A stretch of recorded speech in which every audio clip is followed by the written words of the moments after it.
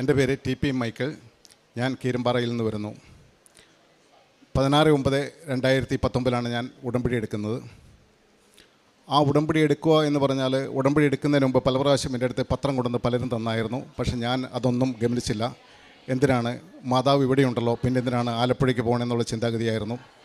പക്ഷേ ഒരു സുപ്രഭാതത്തിൽ എനിക്ക് തോന്നി, എന്തോ ഒരു കാര്യമുണ്ടല്ലോ. എനിക്ക് ആദ്യം തന്ന പത്രം ഞാൻ അന്വേഷിച്ച് നടന്നു, അത് എവിടെയാണ് കൊണ്ട് ഇട്ടേന്ന്. കാരണം ഞാൻ വായിക്കാൻ പോലും മനസ്സ് കാണിച്ചില്ലായിരുന്നു. പക്ഷേ തേടി പിടിച്ചു, എനിക്ക് പത്രം കിട്ടി, ഞാൻ വായിച്ചു. പിന്നെ ഞാൻ എത്രയും പെട്ടെന്ന് ഞാൻ ഈ കൃപാസനത്തിൽ എത്തിച്ചേർന്നു ഉടമ്പടി എടുക്കാനായിട്ട്. ഉടമ്പടി എടുത്തു, ഇവിടെ നിന്നും വീട്ടിൽ പോയി. പിന്നെ ജീവിതം ശരിക്കും മാറ്റിമറിക്കുകയായിരുന്നു. കാരണം ആത്മീയമായ കാര്യങ്ങൾ ജീവിതത്തിലേക്ക് ഒത്തിരി പ്രാർത്ഥിക്കുവാനും എനിക്ക് നല്ല രീതിയിൽ പള്ളി പോകണമെന്നുള്ള രീതി എല്ലാം വന്ന് നല്ല അനുഗ്രഹമുള്ള ജീവിതമാക്കി മാറ്റി. അതുപോലെ തന്നെ ഒത്തിരി അനുഭവങ്ങൾ എൻ്റെ ഇടയ്ക്കുണ്ട്. എങ്കിലും ഞാൻ 90 ദിവസം കഴിഞ്ഞ് പുതുക്കാനായിട്ട് ഇവിടെ വന്നു. ഉടമ്പടി പുതുക്കാനായിട്ട് ഇവിടെ വന്നിരിക്കുന്ന സമയത്ത് പ്രാർത്ഥിച്ചു. പുതുക്കലെല്ലാം കഴിഞ്ഞു. ഞാൻ അച്ഛനെ കാണണമെന്ന് എനിക്ക് തോന്നി. ഞാൻ ടോക്കൺ എടുത്തപ്പോൾ എനിക്ക് ടോക്കൺ തരില്ല എന്ന് പറഞ്ഞു. കാരണം 2ാമത്തെ പുതുക്കലാണ്, അച്ഛനെ കാണാൻ പറ്റില്ല. പ്രത്യേകിച്ച് എന്തെങ്കിലും കാര്യം, ഞാൻ പ്രത്യേകിച്ച് കാര്യങ്ങളൊന്നും ഇല്ല എന്നും പറഞ്ഞു. എന്നാൽ അച്ഛനെ കാണാൻ പറ്റില്ല എന്ന് പറഞ്ഞു. ഒന്നാമത്തെ കാര്യം, ഒത്തിരി ജനങ്ങൾ തടിച്ചുകൊണ്ട് നിൽപ്പുണ്ട്, പിന്നെ എങ്ങനെയാണ് അച്ഛനെ കാണണേ എന്നോർത്ത് ഞാൻ മൂലയ്ക്ക് ബെഞ്ചിൽ പോയിരുന്നു. അമ്മ, എനിക്ക് കാണാൻ പറ്റില്ല അച്ഛനെ, അമ്മയുണ്ടല്ലോ എന്നൊക്കെ പറഞ്ഞ് ഞാൻ അങ്ങനെ ഇരിക്കുന്ന സമയത്ത് കുറച്ച് കഴിഞ്ഞപ്പോൾ പ്രാർത്ഥിച്ചുകൊണ്ട് ഒരു 1/4 മണിക്കൂർ ഞാൻ അവിടെ ഇരുന്ന് കഴിഞ്ഞപ്പോൾ എങ്ങനെയോ അച്ഛൻ താഴെ പോയിട്ട് നേരെ ഇതിൽ നടന്ന് കയറി പോവുകയാണ്. ആ സ്റ്റെപ്പ് കയറി പോകുമ്പോൾ എനിക്ക് തോന്നി, ഇപ്പോൾ അച്ഛൻ്റെ അടുത്ത് പോയാലോ. ഞാൻ ഓർത്ത് അച്ഛൻ ക്ഷീണിച്ച് ആവശ്യമായിട്ട് പോകുമായിരിക്കുമല്ലോ, എങ്ങനെയാണ് പോകണമെന്ന്. ഇപ്പോൾ എന്നെ ആരും തള്ളി വിടുമാതിരി തോന്നി. ഞാൻ ഓടി അച്ഛൻ്റെ അടുത്ത് ചെന്നു. അച്ഛൻ ആ നട കയറുമായിരുന്നു. അവിടെ ആരും ഉണ്ടായിരുന്നില്ല. ഞാൻ സത്യത്തിൽ അച്ഛനെ തലയ്ക്ക് പിടിപ്പിക്കാൻ പോയത് എന്നാന്ന് വെച്ചാൽ, എനിക്ക് 10-20-30 വർഷമായിട്ട് മാറാത്തൊരു രോഗം ഉണ്ടായിരുന്നു, അലർജി. ഗോതമ്പിൻ്റെ എന്തെങ്കിലും കണ്ടാൽ അപ്പോൾ തന്നെ എനിക്ക് ചൊറിച്ചിലും കടിയുമായിരുന്നു. അപ്പോൾ ഇതൊന്ന് പറയാനായിട്ട് ഞാൻ ഓടിയെത്തിയത്. അവിടെ ചെന്നപ്പോൾ അച്ഛ എന്ന് വിളിച്ചപ്പോൾ വിളിച്ചത്. എങ്കിലും അച്ഛ എന്ന് വിളിച്ചപ്പോൾ തന്നെ അച്ഛൻ തിരിഞ്ഞു നോക്കി. എന്തേ മോനെ എന്ന് ചോദിച്ചു. അച്ഛൻ എൻ്റെ തലയ്ക്ക് പിടിച്ചൊന്ന് പ്രാർത്ഥിക്കുമെന്ന് ചോദിച്ചു. ആ സ്റ്റെപ്പിൽ നിന്നുകൊണ്ട് അച്ഛൻ എൻ്റെ തലയ്ക്ക് പിടിച്ചൊന്ന് പ്രാർത്ഥിച്ചു. പക്ഷേ ഞാൻ പ്രാർത്ഥിച്ച് കഴിഞ്ഞ് മാറി കഴിഞ്ഞപ്പോൾ ഓർത്തത്, ഞാൻ രോഗങ്ങളെക്കുറിച്ചൊന്നും അച്ഛനോട് പറഞ്ഞില്ലല്ലോ, വേണ്ട, എല്ലാം അമ്മ കേട്ടിട്ടുണ്ട്, യേശു കേട്ടിട്ടുണ്ടല്ലോ എന്നോർത്ത് ഞാൻ വീണ്ടും ഇവിടെ വന്നിരുന്നു കഴിഞ്ഞപ്പോൾ എനിക്ക് തോന്നിക്കുവാണ്, ഈ ഹോട്ടലുണ്ടല്ലോ, ഇവിടെ പോയി 2 പൊറോട്ട എന്ന് കളയാം എന്ന് തോന്നി. കാരണം പൊറോട്ട എന്ന അല്ലെങ്കിൽ ഗോതമ്പിൻ്റെ എന്തെങ്കിലും കേട്ടാൽ എനിക്ക് അലർജിയുള്ള ഞാൻ ഇവിടുന്ന് നേരെ ഇറങ്ങി റോഡിന് അപ്പുറത്തുള്ള ഹോട്ടലിൽ പോയി 2 പൊറോട്ട മേടിച്ചങ്ങ് തിന്നു. ഞാൻ ഓർത്തു, ദൈവമേ, പ്രശ്നം ഇല്ല, അച്ഛൻ എൻ്റെ തലയ്ക്ക് പിടിച്ചിട്ടുണ്ട്, അമ്മ എൻ്റെ കൂടെയുണ്ട്, ഒരു കുഴപ്പം വന്നില്ല. അത് പിന്നെ എനിക്ക് ആ അലർജി രോഗം ഉണ്ടായില്ല. പരിശുദ്ധ അമ്മയ്ക്ക് ഒത്തിരി നന്ദി. അതുപോലെ തന്നെ വീട് വെക്കണം എന്നൊരു 10-25 വർഷമായിട്ട് ഞാൻ ആലോചിക്കുമായിരുന്നു. വീടില്ലായിരുന്നു, വാടക വീടൊക്കെ ആയിരുന്നു, പിന്നെ ചെറിയൊരു വീടായിരുന്നു. പക്ഷേ അത്ഭുതം എന്ന് പറയട്ടെ, അമ്മ മാതാവ് പ്രത്യേക മതത്തിൽ പ്രാർത്ഥിക്കുമ്പോൾ ഈ ഉടമ്പടി എടുത്തതിന് ശേഷം വന്ന അനുഗ്രഹമാണ് ഒരു വീട് എനിക്ക് എത്രയും പെട്ടെന്ന് പണം തീർക്കാൻ കഴിഞ്ഞു. ഞാൻ അറിയാതെ തന്നെ 6 മാസം കൊണ്ട് ആ വീടിൻ്റെ എല്ലാ പണികളും ഒരു 10 പൈസ പോലും കടവില്ലാതെ തീർന്നു കിട്ടിയത്. അങ്ങനെ പണിത് കഴിഞ്ഞപ്പോൾ ഞങ്ങൾ ആ സ്ഥലം മേടിച്ചപ്പോൾ ആ പറമ്പിൽ വെള്ളമില്ല എന്ന് എല്ലാവരും പറഞ്ഞായിരുന്നു. അപ്പോൾ ഞാൻ പറഞ്ഞു, അമ്മയുണ്ടല്ലോ, നമുക്ക് വെള്ളം തരും, വാട്ടർ സപ്ലൈ മതി എന്നുള്ള രീതിയിലാണ് ആ വീട് മേടിച്ചതും ആ പറമ്പ് മേടിച്ചതും വീട് പണിതും. അങ്ങനെ ഇരിക്കുന്ന സമയത്താണ് ഒത്തിരി സ്ഥാനക്കാരൊക്കെ അതിൽ വന്ന് അവരെ കൊണ്ട് കാണിച്ചപ്പോൾ പറഞ്ഞു, മോനെ, ഈ പറമ്പിലേക്ക് വെള്ളത്തിന് വേണ്ടി നീ ഞങ്ങൾ വിളിക്കരുത് കേട്ടോ, ഈ പറമ്പിൽ ഒരു തുള്ളി വെള്ളം കിട്ടില്ല എന്ന് പറഞ്ഞു. ഞാൻ എന്നിട്ട് ഒരു വ്യക്തിയോട്, ബോർവെല്ലുകാരോട്, വെള്ളമില്ലാത്ത സ്ഥലം ഞങ്ങൾ എടുത്തു തരാൻ പറഞ്ഞ് അവിടെ വന്നിട്ട് ആ ബോർവെല്ല് വണ്ടി അവിടെ റോട്ടിലിട്ടിട്ട് ബോർവെല്ലുകാരൻ പറഞ്ഞിട്ട് ഇല്ല മോനെ, സോറി, ഇവിടെ വെള്ളം കിട്ടില്ല കേട്ടോ, ഞങ്ങൾ പോവാന്ന് പറഞ്ഞ് അവർ പോയി. അങ്ങനെ വിഷമിച്ച് ഞങ്ങളെന്നും ജപമാല അമ്മയുടെ പ്രാർത്ഥന ചൊല്ലിക്കൊണ്ടിരിക്കും.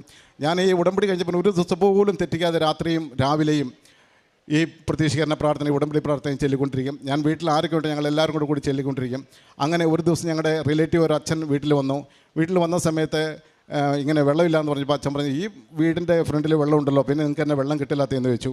അപ്പോൾ അച്ഛൻ പറഞ്ഞത്, അവിടെ താത്തിക്കോ, അവിടെ വെള്ളം കിട്ടുമെന്ന് പറഞ്ഞു. എന്നിട്ട് അച്ഛൻ പോയി.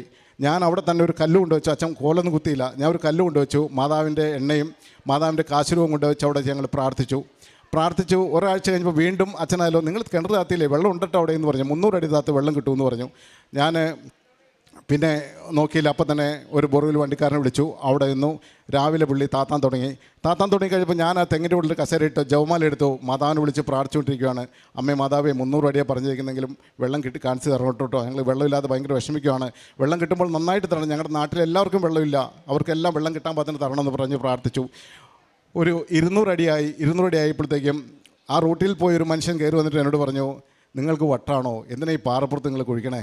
ബോർവെല്ലുകാർ പൈസ മേടിക്കാൻ വേണ്ടി വന്നാൽ നിങ്ങളെന്തിനാ അവിടെ കുഴിക്കാത്തന്നെ? നിങ്ങൾക്കെല്ലാം വട്ടാണ്, അവർ പിന്നെ പൈസയ്ക്കാന്ന് വിചാരിക്കാം, നിങ്ങൾക്ക് ഇവിടെ വെള്ളം കിട്ടൂല കേട്ടോ എന്ന് പറഞ്ഞ അയാൾ പോയി. എൻ്റെ മനസ്സൊന്ന് വിഷമിച്ചു, ഒത്തിരി കരഞ്ഞ് ഞാൻ അവിടെ ഇരുന്ന്. ദൈവമേ, ആ മനുഷ്യൻ അങ്ങനെ എന്നോട് പറയണ്ടായിരുന്നു, കിട്ടിയില്ലെങ്കിൽ വേണ്ട പറയണ്ടായിരുന്നു എന്ന് ഞാൻ ഓർത്ത്.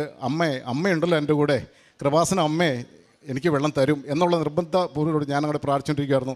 എൻ്റെ വൈഫ് കടയിലിരുന്നും പ്രാർത്ഥിച്ചുകൊണ്ടിരിക്കുമായിരുന്നു.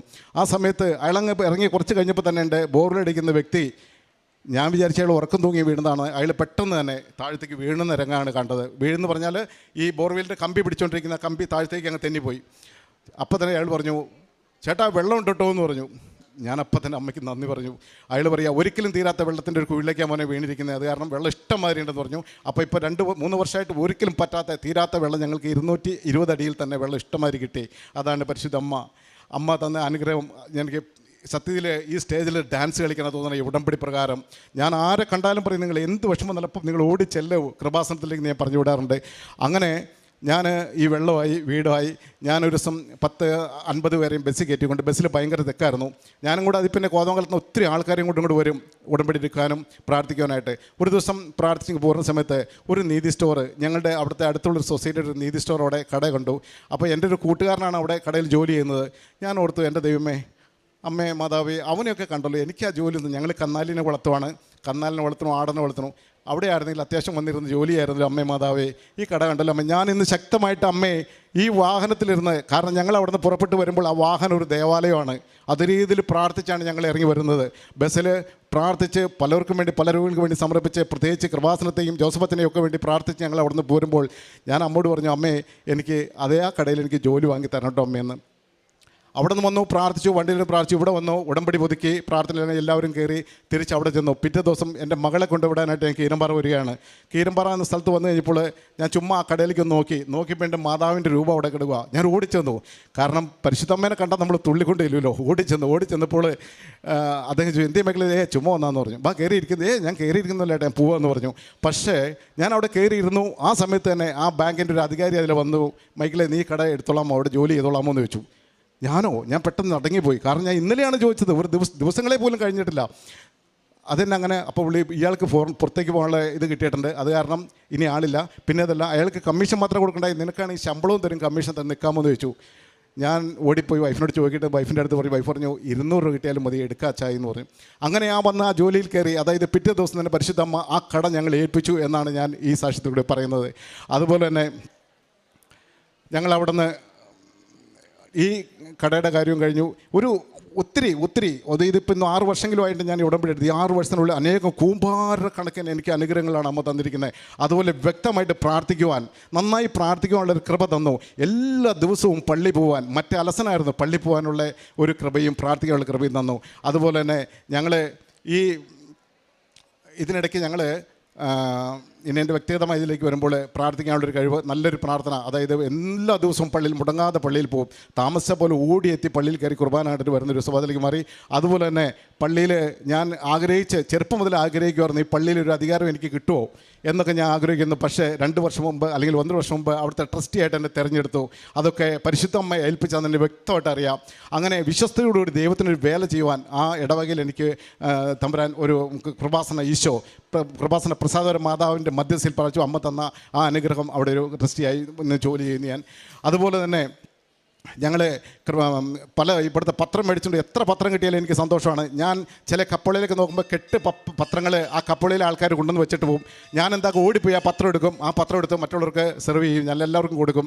അങ്ങനെ പത്രം എടുത്ത് ആശുപത്രികളിലും വീടുകളിലെല്ലാം കയറി ഞാൻ പത്രം കൊടുത്ത് ആശുപത്രി ചെയ്യുമായിരുന്നു.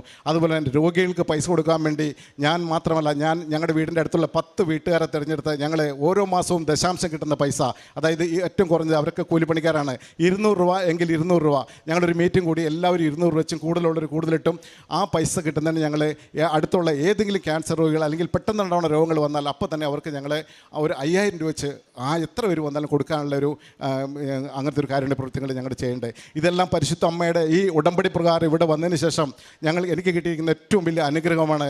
നല്ല രീതിയിൽ പ്രാർത്ഥിക്കുവാനും ഓരോ വ്യക്തികളെ കണ്ടാലും പരിശുദ്ധ അമ്മ ആരാണെന്നും കൃപാസന ഈശോ ആരാണെന്ന് പറഞ്ഞു കൊടുക്കാനുള്ള ഒരു പ്രത്യേക ഒരു കഴിവ് തന്ന് അനുഗ്രഹിച്ചതിനോർത്ത് ഒത്തിരി നന്ദിയോടെ കൃപാസന അമ്മയ്ക്ക് നന്ദി പറയുന്നു, കൃപാസന ഈശോയ്ക്ക് നന്ദി പറയുന്നു. ആമേൻ.